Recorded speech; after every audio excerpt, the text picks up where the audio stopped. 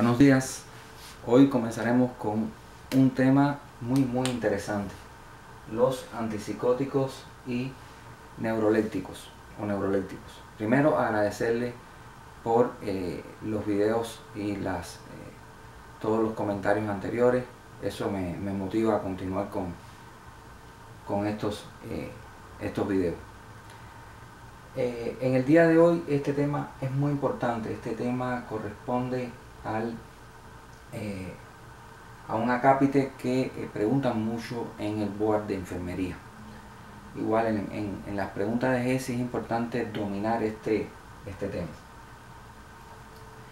Primeramente, los antipsicóticos son un grupo de drogas que se usan en pacientes con problemas psiquiátricos, específicamente enfermedades como la esquizofrenia, el trastorno bipolar,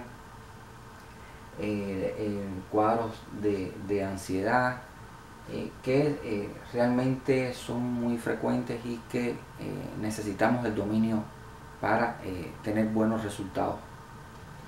Primeramente, los antipsicóticos se dividen en typical y atypical. Esta división se debe a que estos atypical aparecieron posterior al 1950. Estos son un poco más antiguos, pero todavía tienen un uso clínico importante y tienen un amplio resultado positivo en cuanto a su uso. Se clasifican de acuerdo a su potencia. Los que más potencia tienen: flufenacin, el haloperidol, muy conocido por su nombre comercial, el Haldol, la perfenacina y la trifloperacina. De moderada potencia, el loxapin, el molindón y la clorpromacina.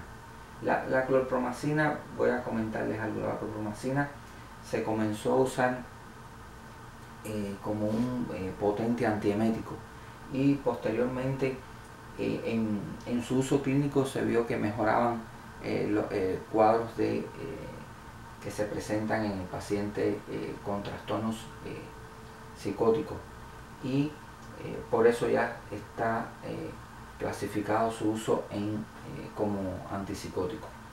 Y en el otro le sigue en el grupo la tioridazina. Este grupo typical, por ser los más antiguos, pues tienen en su mecanismo de acción, bloquean selectivamente la dopamina en el estriado y en áreas del sistema límbico, pero también además afectan receptores de histamina, serotonina, norepinefrina y acetilcolina. Esto es muy importante porque no son muy por así decirlo, van a tener mucho más efectos adversos que los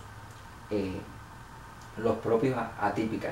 ¿Por qué? Porque en el caso de los atípicos, como voy a mencionar, que es la clozapin, el olanzapin, pimoside, la quetiapina, que es el Seroquel de amplio uso clínico, el risperidón, también conocido Risperdal, el ciprasidón, Geodon, y un dopamin estabilizador de la dopamina, el aripiprazol, que es Abilify. Pues estos tienen un bloqueo más selectivo, bloquean la dopamina en áreas del sistema límbico, pero y la serotonina en áreas cortical, pero no bloquean la dopamina en el estriado. Esto es importante. ¿Por qué? Porque en el estriado se produce gran cantidad de dopamina, y la dopamina es un neurotransmisor muy importante en el sistema nervioso central. ¿Qué pasa? En estos pacientes hay un desequilibrio en los neurotransmisores, y es necesario usar este tipo de medicación para resolver los trastornos y la sintomatología específica que tienen cada una de estas entidades. Es por eso que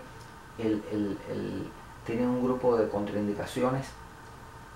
Aquí las tenemos en el Parkinson disease. Habíamos como bien sabemos, en el Parkinson disease, estos pacientes tienen carencia o no producen dopamina en la sustancia neuroestriada, y es un importante neurotransmisor que es necesario suplir con una medicación externa para poder resolver esta situación. En las blood discrasias, en las enfermedades hepáticas, en la depresión del sistema nervioso central, en el glaucoma de ángulo estrecho y en la hipertrofia benigna, benign prostatic hypertrophy. En sus efectos adversos, habíamos dicho que en este caso tienen mayores efectos negativos, como es el caso de los signos extrapiramidales. Los signos extrapiramidales no son más que movimientos involuntarios sin un fin determinado, y quiero hacer un pequeño recordatorio de esto para recordar las vías estas extrapiramidales. Recordemos que filogenéticamente primero aparecieron la vía extrapiramidal y posteriormente la vía piramidal. O sea, la vía piramidal es una vía más específica que evolucionó con el desarrollo filogenético de la especie humana, y la vía piramidal es la vía que comienza en las células de Beck a nivel de la corteza, desciende por los pedúnculos cerebrales, pasa por la cápsula interna, y posteriormente el 90% de sus fibras se decusan a nivel de la médula oblongada. Se dirige ipsilateral entonces y hasta hasta el asta anterior, o sea, para conectar con la motoneurona inferior. Y esta vía es una vía que clínicamente tiene muchas afecciones. Tal es el caso de lesiones de la arteria cerebral media que afecta el brazo posterior de la cápsula interna, pues se manifiesta clínicamente en una hemiparesia con hemiplegia contralateral, o sea, una parálisis contralateral. ¿Por qué? Porque habíamos dicho que estas fibras ya se decusan a nivel del 90% a nivel de la médula oblongada, y clínicamente vamos a ver la hemiplegia esta alterna contralateral. En el caso de las vías extrapiramidales hay un nivel de integración entre ambas vías, y en el caso del bloqueo dopaminérgico, pues se produce una sintomatología extrapiramidal que en ocasiones llega a ser muy molesta con el uso de estos medicamentos. Ya posterior a la década del 50, que comenzaron a aparecer el grupo de los atípicos, tienen muchas ventajas. Este grupo reduce síntomas de la esquizofrenia, como síntomas positivos como las alucinaciones y las delusions. Tienen muchas alucinaciones auditivas, tienen delusion de referencia, delusion de grandeza, se creen en ocasiones que son presidentes de un estado. Esto también reduce los síntomas negativos como el blunted affect, la apatía y el social withdrawal. Recordemos, estos individuos están totalmente aislados de la sociedad, y por supuesto van a tener muchos menos efectos extrapiramidales. Tienen algunas desventajas, es que aumentan los niveles del azúcar en sangre, aumentan el peso, aumentan colesterol y triglicéridos. Este grupo, por ser más moderno, tiene un uso clínico muy importante, aunque no dejan de tener serios efectos adversos. En general, todos tienen unos side effects que debemos de dominar.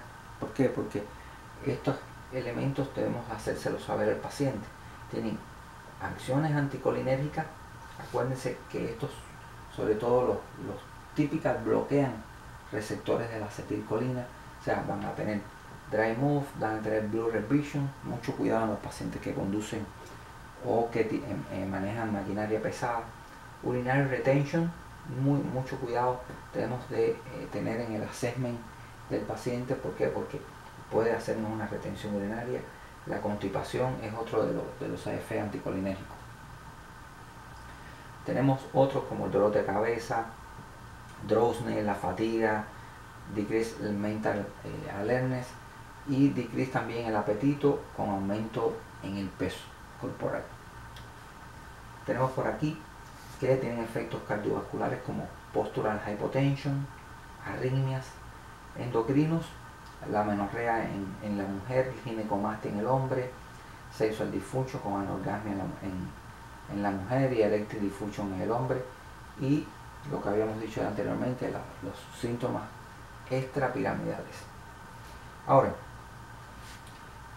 voy a mencionar, hice una división, hice entre los side effects más frecuentes y otros que son menos frecuentes, son uncommon, pero son muy serios. Son serios porque el primero que voy a mencionar es la granulocitosis. La disminución del conteo de glóbulos blancos, incluso menos de 2000, se vio por primera vez con uno de los atípicos muy importantes, ya lo dije, en la década del 50, el clozapine, aquí en los Estados Unidos, y es todavía tiene un uso clínico importante el clozapine, y es uno de los motivos que debemos mensualmente chequear el conteo de glóbulos blancos, así como cualquier sintomatología, fiebre, dolor de garganta, malestar general, que nos haga sospechar que hay una disminución en las células de la defensa. Las convulsiones es otro serio side effect, la hepatotoxicidad, otro de los side effects. El próximo es lo que llamamos el acute dystonia reaction. Esto por sus términos en inglés, porque es en el examen nos va a salir de esta manera. Van a tener movimientos musculares de tipo de espasmo que llegan a ser muy molestos, sobre todo la mandíbula, la lengua, el cuello, los ojos. Incluso pueden llegar a producir un espasmo laringio. Esto es bastante grave. En ocasiones nos hace suspender la medicación. La tardidisquinesia son movimientos involuntarios de boca, de la lengua, faciales, de los dedos, de las manos. Esto ocurre con el uso ya avanzado, el uso por larga estadía de este tipo de sustancias, de estos neurolépticos. La acaticia es también otro tipo de manifestación motora con intranquilidad. El pseudoparkinsonismo, recordemos que esto va a hacernos recordar la enfermedad de Parkinson porque estamos bloqueando la dopamina. O sea, estamos químicamente haciendo un bloqueo dopaminérgico y estamos provocando una situación muy parecida al Parkinson. Con drooling, con el saliveo, con la pérdida de facial responsiveness, de la expresión facial, el shuffling gait y tremor. O sea, la marcha esta que es arrastrándose, parece que el paciente se arrastra, y el tremor. Este serious side effects, en ocasiones el paciente, pues incluso la familia se nos acerca y nos dice que es muy difícil ver al paciente en esta situación, y lleva incluso a hacer switch de uno de estos, en ocasiones cambiarlo por el otro para ver qué tal vamos manejando este tipo de efectos adversos. Y por último, y no por ser el menos importante, lo considero un cuadro clínico que tiene un gran valor su diagnóstico temprano y su tratamiento temprano. ¿Por qué? Porque es un life threatening, puede llevar a la muerte al paciente. En estos pacientes, cuando llevan varios meses de estar tomando la sustancia antidopaminérgica, pues se produce un cuadro clínico dado por el efecto de la masiva dopamina, y es con un estado de alteración de la conciencia, con una severa hipertermia, más de 102 grados Fahrenheit, con diaforesis, sudoración, con una taquicardia, con síntomas de extrapiramidalismo manifiestos, y el tratamiento incluye las drogas que estimulan los receptores de la dopamina, como en el caso del bromocriptín, los IV fluid, las medidas antitérmicas, en este caso todas las medidas para la hipertermia. Se usan sustancias como el benzotropín, el cogentin, con efectos anticolinérgicos, el trixifenidil, que se usa en el Parkinson, y Benadryl, y en ocasiones antiarrhythmic medication.